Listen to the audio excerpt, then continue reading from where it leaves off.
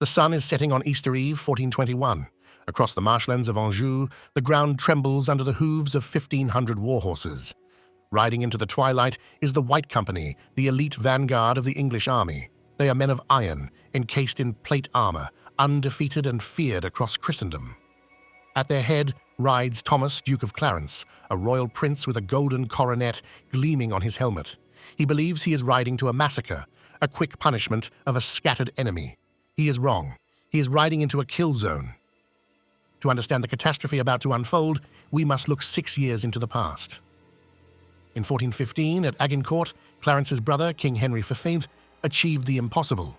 His longbowmen shattered the flower of French chivalry, creating a myth of English invincibility. By 1421, that myth has paralyzed France. The English war machine seems unstoppable, having swallowed Normandy and forced the French king to disinherit his own son, the Dauphin. The English soldier walks with the swagger of a conqueror, believing that no force on earth can stand against him. But France is not entirely alone. Desperate and clinging to the remnants of his kingdom south of the Loire, the Dauphin Charles has played his final card, the Auld Alliance. He has called upon Scotland, England's ancient enemy, to save him. Thousands of Scots have crossed the sea, hardened by centuries of brutal border warfare. To the English, they are merely eaters of mutton, a nuisance to be brushed aside. But this expeditionary force is different. It is the Grand Army of Scotland, and it is the only thing standing between the Dauphin and total annihilation. The man leading the English this day, Thomas, Duke of Clarence, is a warrior of terrifying aggression. But he carries a dangerous burden. He missed Agincourt. While his brother Henry became a living legend, Clarence remained in the shadows. Now left in command of the English forces in France, he is starving for his own moment of glory. He needs a victory that rivals Agincourt to validate his royal blood. This deep-seated insecurity is the fuel that will drive him to make a fatal miscalculation. Opposing him is a man of different temperament, John Stuart, Earl of Buchan. The son of the Scottish regent, Buchan is a commander of cold calculation. He knows the English knight is dangerous, but he also knows he is arrogant. He has positioned his army of 6,000 men near the village of Bauge, hidden behind a ridge, using the landscape itself as a weapon. He waits not for a duel of honor, but for a tactical mistake. And on this holy weekend, Clarence is about to give him exactly that. It begins with a broken truce. It is Easter weekend, a time when the laws of chivalry and the church dictate peace. The English army is scattered across the countryside, foraging for food, their lethal longbowmen miles away. Clarence is sitting down to his Easter feast when captured Scottish scouts are dragged into his tent.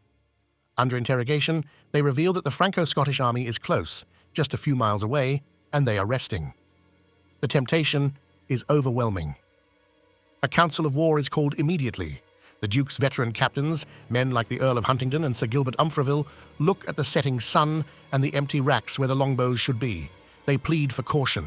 They urge Clarence to wait for the archers, the very backbone of English military dominance. We cannot fight without them, they argue, not on a holy day, not at night.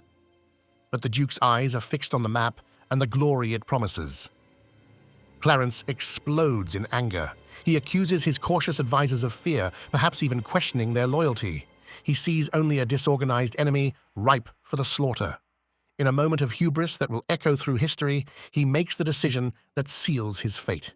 He will not wait for the archers. He will take only his mounted knights, the men-at-arms, and ride them down. "Let us go against them," he declares. "They are ours." The order is given. 1,500 knights scramble to their mounts. There is no time to form proper lines, no time to coordinate with the infantry. This is a headlong dash for glory. The Duke rides out with his household, leaving the bulk of his army and his tactical advantage in the dust. They gallop through the darkening countryside, the noise of their armor deafening. They are a hammer without a handle, a powerful force stripped of the support that makes it effective. The terrain at Baugé is a nightmare for heavy cavalry. The road funnels them toward the Quesnon River, a swollen, marshy stream that cuts across their path.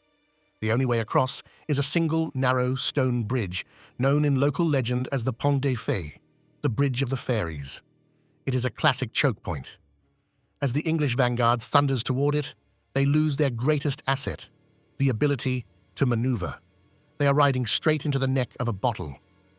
But the bridge is not empty. The Earl of Buchan, anticipating the English advance, has sent a small detachment to hold the crossing. Sir Robert Stewart of Ralston and the warrior priest Sir Hugh Kennedy stand there with 100 men. They see the glittering wave of English steel approaching, but they do not run. They plant their spears in the mud and prepare to buy time with their lives. The trap is set. Now it must be sprung. The collision at the bridge is brutal. The English charge, expecting to sweep the defenders aside, slams into a wall of resistance. The narrow causeway allows only a few knights to fight abreast, nullifying their superior numbers. The air fills with the screams of horses struck by Scottish arrows fired from the far bank. The English momentum dies instantly. What was supposed to be a lightning strike turns into a grinding, bloody shove as Clarence's knights are forced to hack their way forward inch by inch. Clarence, furious at the delay, dismounts.